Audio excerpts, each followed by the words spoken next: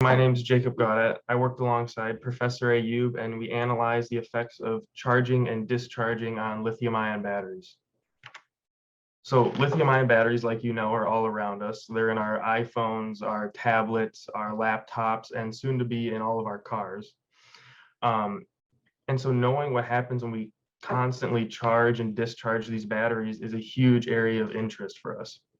In my presentation, I'll kind of be covering why we chose lithium-ion batteries over other ones, how they work a little bit, as well as the aging and the kind of safety risks that come with them, as well as the recycling process of these batteries.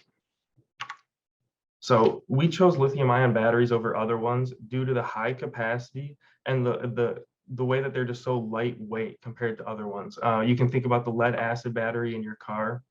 That's very heavy and very bulky. You don't want to be carrying around one of those things just to power your laptop in class.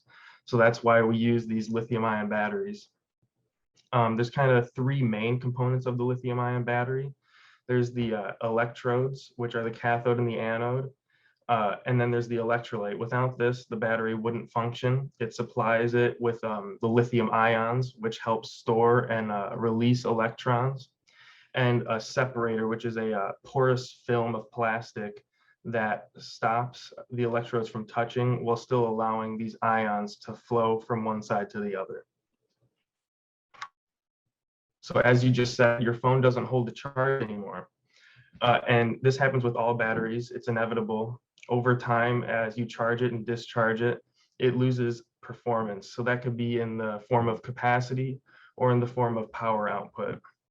This can be caused by so many different things, but one of the most common is side reactions within the battery that can create particles that clog that separator that uses or that allows ions to transfer through.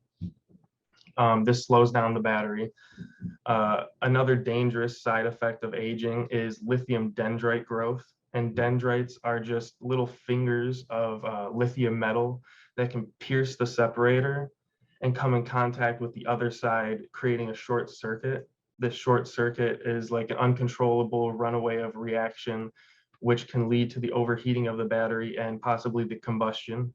The electrolyte within the battery is flammable, and that's not good. If you know anything about electric vehicles, the whole floor of the electric vehicle is composed of batteries, usually separate cells combined in series and in parallel. And once one kind of ignites, it sets off a chain reaction. And electric vehicle fires are very big and very dangerous and hard to put out, taking up to 10 times the amount of water as a traditional vehicle. So with the push for all electric vehicles by 2030, we're going to have a lot of a lot of batteries to recycle. I mean, there's 200 million vehicles on the road in the US right now. And driving an electric vehicle is like driving a regular car with a shrinking gas tank. Every time you charge and discharge your battery, you're not going to be able to go as far as you used to. So eventually these batteries are going to be obsolete. And so what are we going to do with them? There's kind of two routes that you can take.